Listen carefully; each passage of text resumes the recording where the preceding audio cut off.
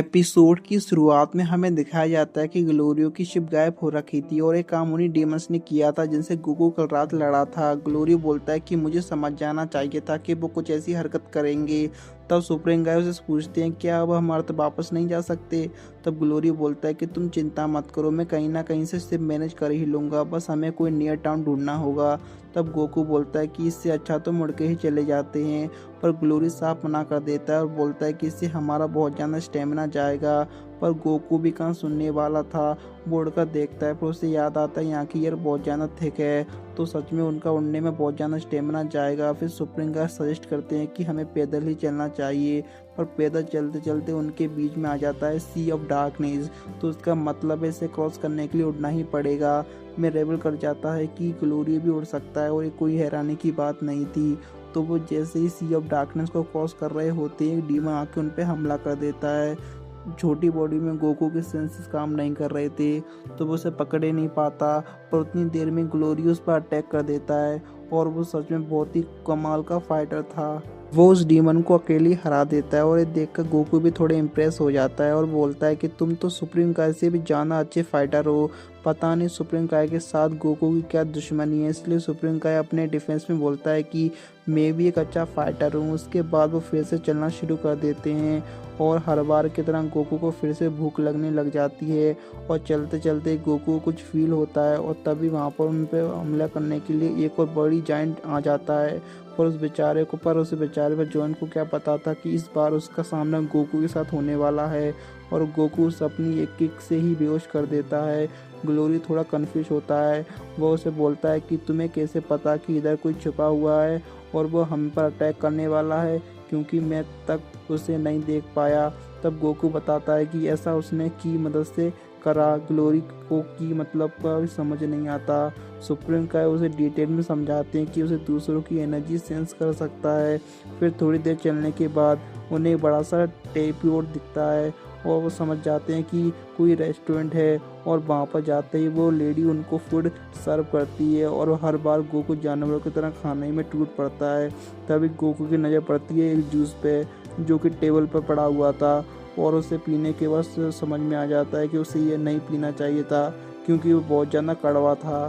फिर सुप्रीम गाय ग्लोरी से बोलते हैं कि तुमने कहा था कि तुम व्हीकल का इंतजाम करोगे। तब ग्लोरी उठ के उस लेडी के पास जाता है और उससे पूछता है क्यों उसे कोई व्हीकल मिल सकता है। फिर वो लेडी बोलती है कि इसके बारे में तुम्हें मेरे हस्बैंड से बात कर सकते हो, पर उसको तो अच्छी सुनाई भी नहीं देता। तभी उसका हस्बैंड आता है और वो ग्लोरी से बोलता है कि मेरे पास शिप तो नई स्काई सीड है और उसके लिए तुम्हें 8,000 देने होंगे। फिर ग्लोरी पूछता है कि स्काई सीड की मदद से हम कितनी दूर जा सकते हैं। तब वो आदमी बताता है कि 120 किलोमीटर। पर ग्लोरी बोलता है कि 8,000 इसके लिए बहुत ज़्यादा है, तो उसमें किसी दूसरी दुकान से बात कर लूँगा।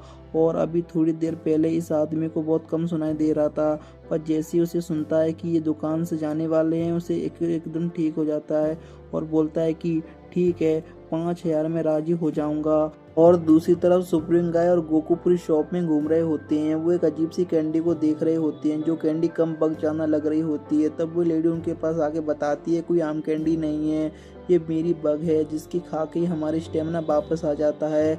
अब इसे डेमन वर्ल्ड की से जो बिन भी कह सकते हैं, पर इधर कई सारी वैरायटी थी और वो उन सब के बारे में बताती है कि एक से स्टेमिना वापस आता है, एक से सर दर्द सही होता है और एक से जले हुए घाव सही होते हैं। और मुझे सबसे ज़्यादा हैरान कर दिया वो है फ्यूजन कैंडी, जिसको खाकर दो लोग एक शरीर में आ सकते हैं।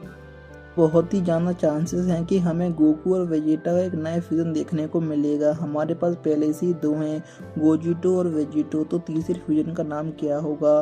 तो गोकू ग्लोरी से कह के वो सभी कैंडी ले लेता है। अब बारी थी स्काई सीड का यूज़ करके इनको कैसल तक भेजने की, और स्काई सीड के नाम पे वो लेडी एक लॉन्चर लेके आती है।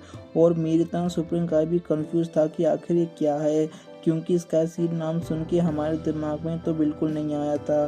दरअसल एक कैनन की तरह थी जिसमें बैठ के तीनों जाएंगे, तो वो तीनों स्काई सीड पर बैठ जाते हैं और वो आदमियों से लॉन्च कर देता है।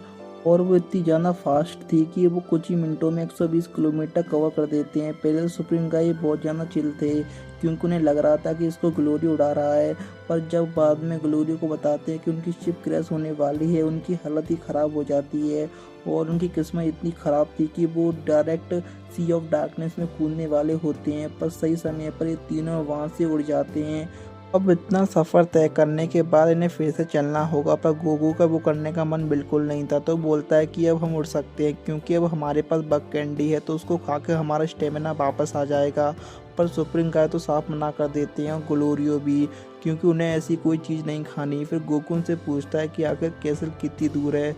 तब ग्लोरियो उसे बताता है कि अगर हम स्पीड से चले तो हम आधे दिन में वहाँ तक पहुँच जाएंगे। और ये सुनने के बाद तो गोकू के मन में जो थोड़ी बहुत मोटिवेशन थी वो भी मर जाती है। तब गोकू उनसे पूछता है कि यहाँ पर भी ड्रैगन बॉल हैं, क्योंकि ऐसा मुझे पिकलो ने बताया था। तब ग्लोरी बताता है कि यही ड्रैगन बॉल सबसे ओरिजिनल की ड्रैगन बॉल हैं, क्योंकि यह सबसे पहले बनी थी।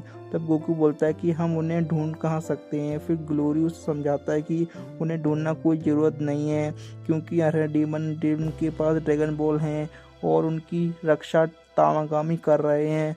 और आज तक कोई भी उस ड्रैगन बॉल को यूज़ नहीं कर पाया, क्योंकि तामागामी को हराना इम्पॉसिबल है। और ये बोल कर उसने बहुत बड़ी गलती कर दी, क्योंकि अगर गोकू को किसी ने बोल दिया कि कोई स्ट्रांग है तो वो उससे बिना लड़े तो मारने वाला ही नहीं है।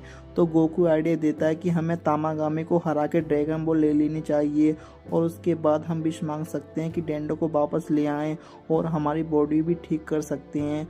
शुरू में तो ग्लोरी उसके बाद खिलाफ होता है, बाद में वो मान जाता है। इसके बाद वो फिर से चलने लग जाते हैं। पूरा एपिसोड तो उन्हें चलने में ही निकाल दिया। तब वो थोड़ी देर पानी पीने के बाद गोकू को कुछ आवाज़ आती है, और वो जैसे ही उस आवाज़ का पीछा कर रहा होता है ग्लोरी उसे रोक लेता है, क्योंकि डेमन ड्रेम के मिलिट्री पुलिस थी और ये डेमन टैक्स ले रहे होते हैं, और ये कोई ऐसा वैसा टैक्स नहीं था। इनका रूल ये था कि इन्हें 3 सोने के सिक्के देने होंगे, और जिसके भी ये नहीं दिए उसकी लाइफ से 9 साल ले लिए जाएंगे। तो एक सोने का सिक्का दे के आप अपने लाइफ के 3 साल बचा सकते हो। तो उन लोगों के पास अब कोई रास्ता नहीं था। तो उन लोगों के पास जब कोई रास्ता नहीं था, क्योंकि डीमन किंग डबूरा मरने के बाद अब गोकू की डबूरा है, और अगर लोगों ने उसकी बात नहीं सुनी तो ये वैसे ही मार देंगे। तो धीरे धीरे करके सब अपने पैसे उन्हें देने लग जाते हैं।